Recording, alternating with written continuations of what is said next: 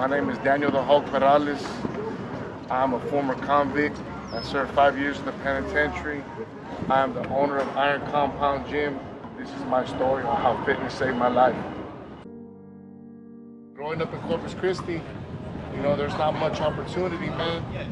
And growing up in a city of, a population of 300,000, there's not much really, to go off of.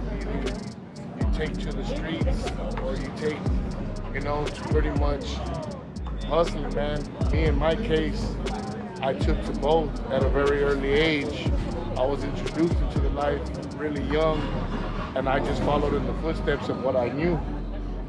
And with that being said, I grew up, in a household with a single mother.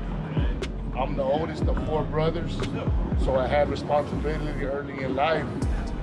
And, at the age of 9, I was probably hit with one of the worst times in my life where I didn't lose my mother, but my mother went to the penitentiary. She went at the age of 9 years old. I remember when I got the news, I was in school in 3rd grade. The teacher pulled me out of class and let me know, hey, you got something to tell you. And they informed me, that my mother had been incarcerated, and at that age, it's pretty scary for a kid, wondering what's going to become of yourself, or, what have you. And, I was very blessed and fortunate that my mother's sister took us in and raised us for those 4 years, and, took care of us as her own. And, they loved us, did the best they could, provided for us, shout out my Belinda, Mom for Richard, for doing so for those 4 years. So my mom's return. My mom came home when I was about 13 years old. She came home, I was already heavily involved in the street life, already involved in gang activity, and I was already introduced into hustling in the streets. And, I just took to what I knew, man, followed in the footsteps of all I knew, thinking that was it for me for life. So I continued. When my mom came home, my mother had made a change in her life, and, saw the route that I was headed down. And she hit me, with an ultimatum at an early age, said, hey, either get your shit together or get out of my house. For me, thinking that I knew it all at the age of 13 years old, I chose the streets, and I left.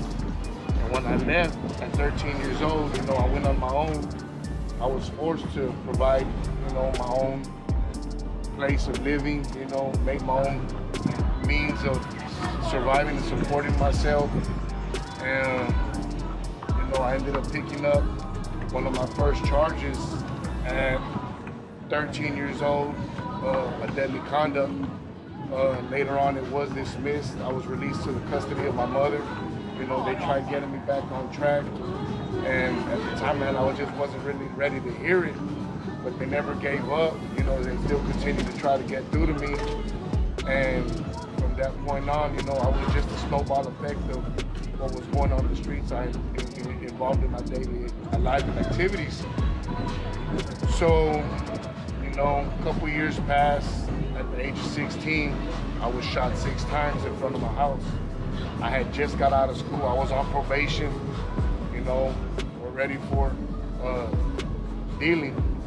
And, again, I was released from my mother under the supervision of my mom because I wasn't of age to, be legally responsible for myself. And I was shot 6 times with a 357 in front of my house. I had just got home from school. At the time I was going to an alternative school. It was either from 12 to 4 or 4 to 8.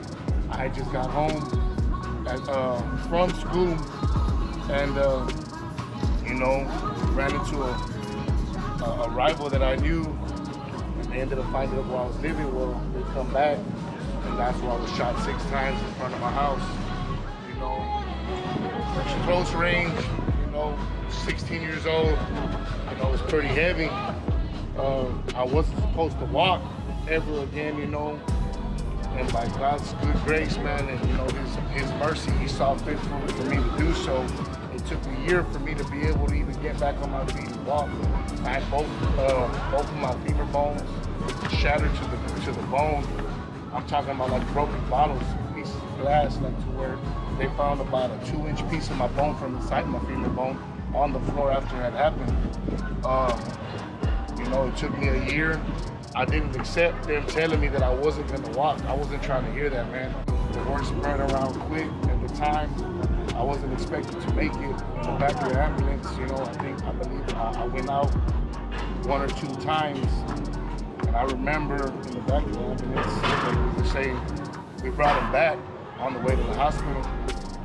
But throughout that time, man, you know, a voice spoke to me, and it was the most calming, soothing voice I'd ever heard in my life.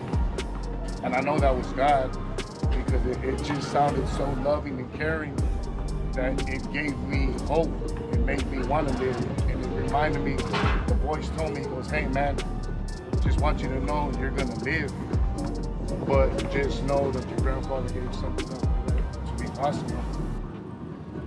So they brought me back. As soon as they brought me back, you know, they closed up the wound. It took a while.